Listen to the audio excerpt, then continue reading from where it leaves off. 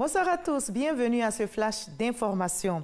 C'est reparti pour le Massa 2020. La cérémonie d'ouverture du marché des arts du spectacle d'Abidjan a eu lieu ce matin au Palais de la Culture de Treichville. C'était en présence du vice-président Daniel Kablan-Duncan, de plusieurs membres du gouvernement, dont les ministres du Tourisme et de la Culture, des chefs de délégations étrangères, des artistes et bien sûr du Canada, pays invité d'honneur de ce 11e Massa.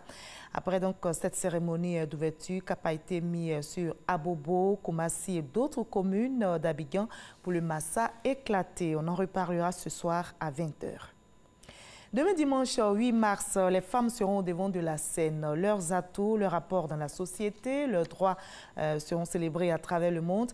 Et la Côte d'Ivoire marque l'événement, comme vous le voyez sur ces images, à la veille donc de cette importante journée.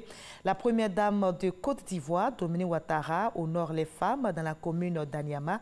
La promotion de la femme, atout pour une paix durable, est le thème de cette célébration dans notre pays. Le ministre de la Santé et de l'Hygiène publique, Eugène Aka Awele, était en visite de contrôle à la frontière de Noé, dans le département d'Aboasso, hier. Aka Awele est allé s'imprégner du dispositif de contrôle des passagers mis en place à cette frontière ivoiro-ghanéenne. Et selon le ministre de la Santé et de l'Hygiène publique, tous les services sont en alerte et toutes les dispositions sont prises pour éviter l'entrée du Covid-19 en Côte d'Ivoire. Salimatou Dia. Le ministre de la Santé et de l'Hygiène publique multiplie les contrôles du dispositif de surveillance épidémiologique aux différentes frontières du pays.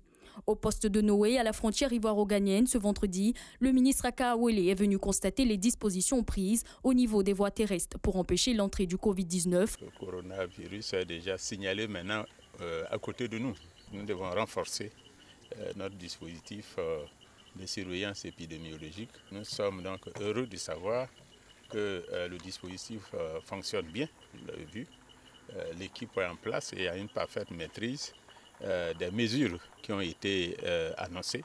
Et il en est ainsi, d'après ce qu'on nous a dit, du côté du Ghana. Donc voyez-vous, pour dire que tout le monde est en alerte dans cette affaire. Les établissements sanitaires et les salles d'isolement mises en place en cas de suspicion du Covid-19 ont été visités par le ministre qui veut s'assurer que les moyens sont disponibles pour la prise en charge des malades. Lors du contrôle, lors du dépistage, il s'est avéré qu'un des voyageurs venant du Ghana faisait une température un peu élevée.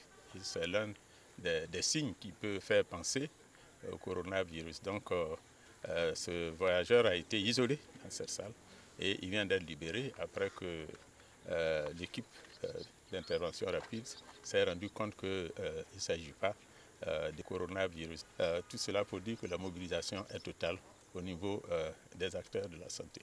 Une dizaine de portes d'entrée ont été identifiées et une tournée est prévue pour vérifier les dispositifs de contrôle des passagers, notamment à l'ouest et au nord. Le ministre a sensibilisé les populations au strict respect des mesures de prévention. Voilà, le Covid-19 ou coronavirus continue malheureusement sa course mortelle. Le cap des 100 000 personnes contaminées a été franchi à travers le monde. La propagation du virus s'accélère en France. 190 nouveaux cas de coronavirus ont été recensés depuis jeudi. Le gouvernement annonce donc la fermeture à partir de lundi des crèches et établissements scolaires dans 2 départements, dont l'Oise, où le coronavirus circule avec beaucoup d'intensité. Cette mesure a été prise pour 15 jours. Il est également instauré la limitation de tous les rassemblements, sauf ceux qui sont essentiels à la vie sociale et démocratique.